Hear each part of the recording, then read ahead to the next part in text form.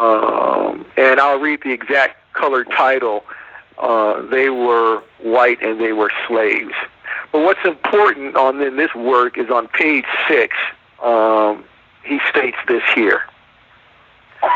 The height of academic and media fraud is revealed in the monopolistic trademark status the official controllers of education and mass communications have successfully established between the definition of the word slave and another connotative misapplied word,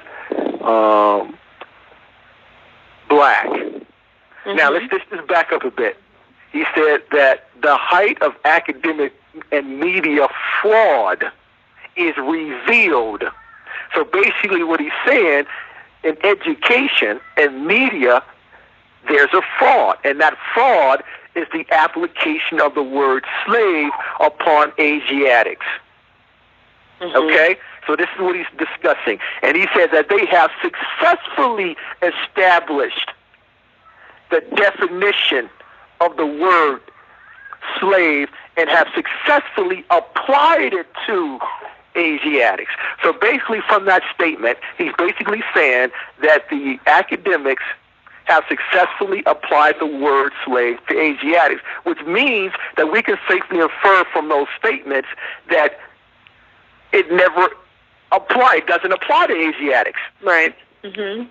But because with the fraud that they created, they successfully had it stick to us. Right. Now, why would he? And let me continue. Let me continue. So, Michael Hoffman continues, and he says,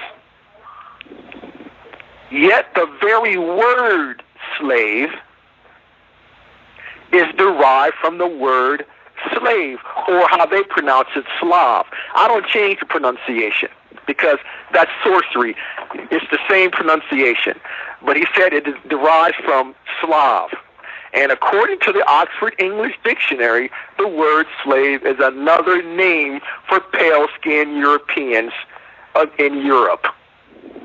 Okay, and that is the compact edition of the Oxford English Dictionary, page 2858.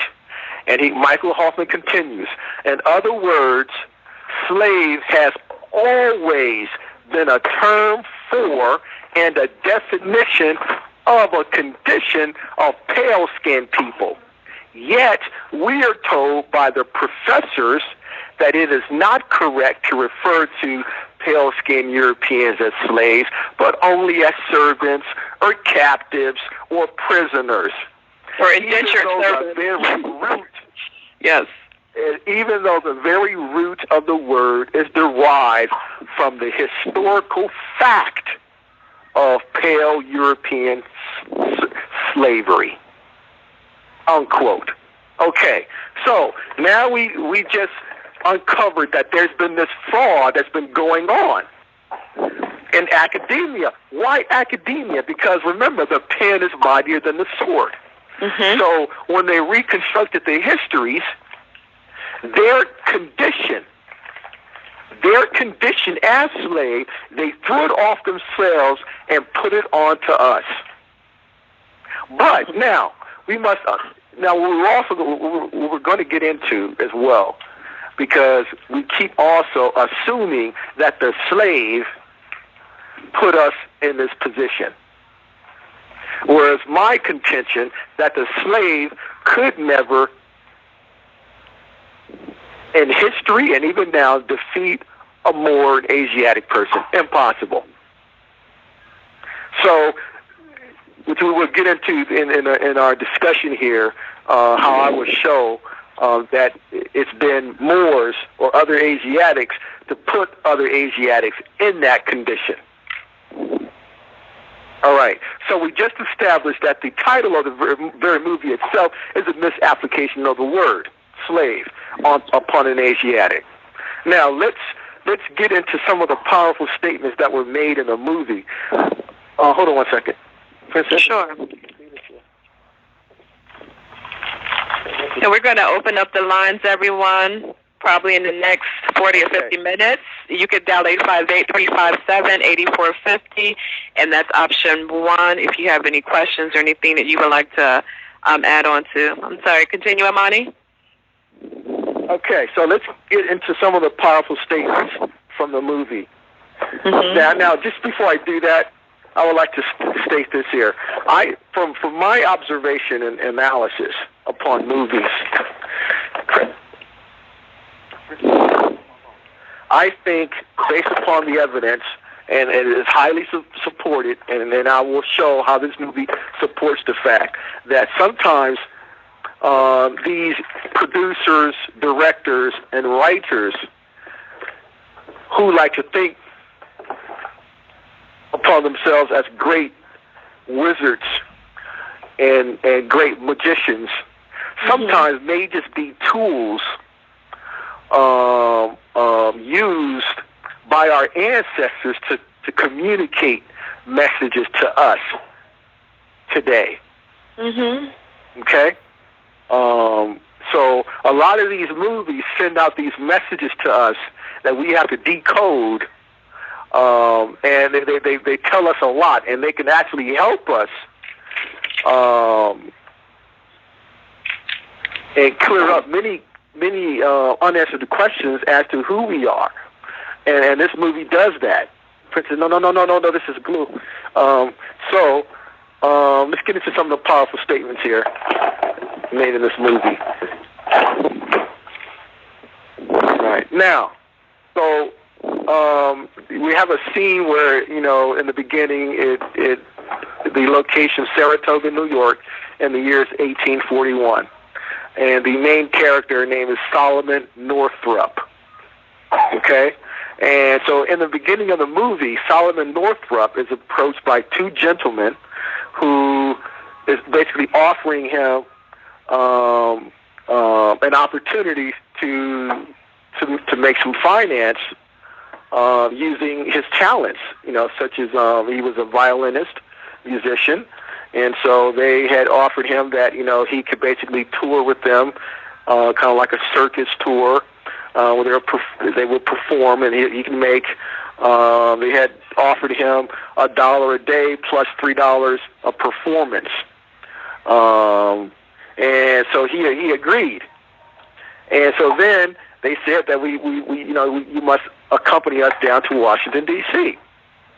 So then the next scene shoots to Washington, D.C., and it's after they had worked and performed a week, and they're sitting there at the dinner table. And then one of the gentlemen states to Solomon, $43, all to you. And the other gentleman states to Solomon, it's been the most profitable week. And then he states to Solomon, your talents are undeniable. Okay, so now here we have these two gentlemen here being very grateful towards Solomon for his talents, and it was their most profitable week that they ever had. And based upon Solomon's talents, brought them finance. Now, as you know, they're laughing and they're drinking a lot of alcohol. Right. And then, Solomon passes out, and then he wakes up in chains. But now let's back up just a little bit.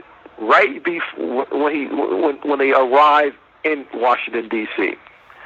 So we have them walking in the streets,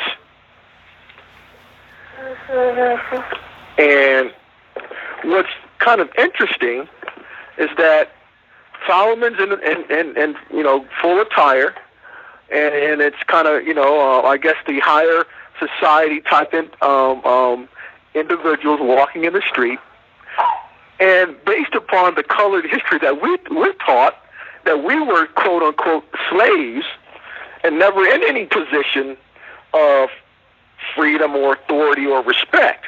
So here's Solomon Winthrop in the movie walking down the street, and you would think, based upon what they told us in their school, in the schools we went to, in their institutions, that in 1841 an Asiatic walking down the street freely is not something normal, right? Right, exactly. Mm-hmm. So you would expect that when they shot the scene there in Washington, D.C., and Northup's walking down the street there, that the other people, pale Europeans, would look in shock and would have, wait a second, what is he doing here? Yeah, like how they that do in... didn't happen. Right, yeah, like how they do in Alexandria, in Egypt, right to this day. Yes, I know what you're saying. Right, but that didn't happen. He was, so no one looked at him strange or was shocked that he would be there walking, right? Right. So that's another powerful message. Right. Now, so he wakes up and he's in chains, and some other gentlemen come down, and he states to them, "This is a mistake. You know, I'm free here." Hold on one second. Mm-hmm.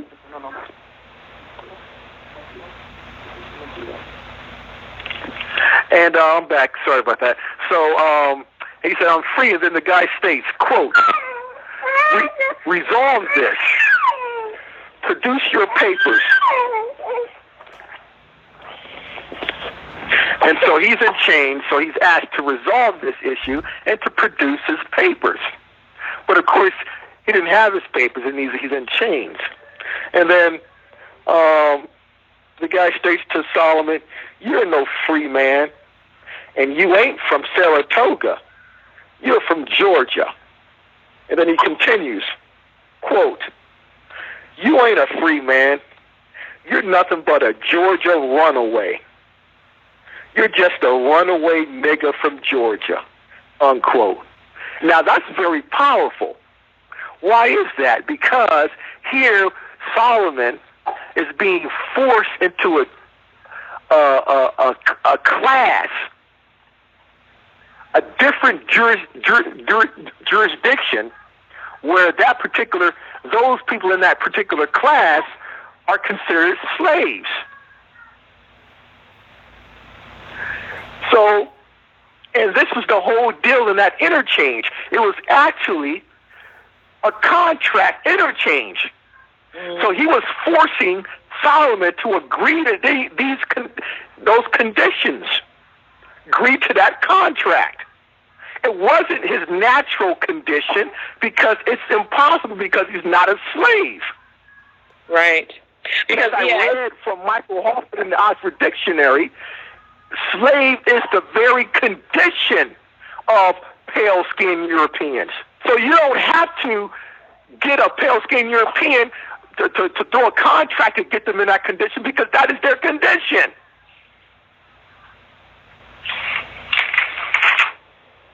So he continues. So he said, "You're just a runaway nigger from Georgia." Solomon didn't agree to that contract. So then the guy decided, he started beating Solomon.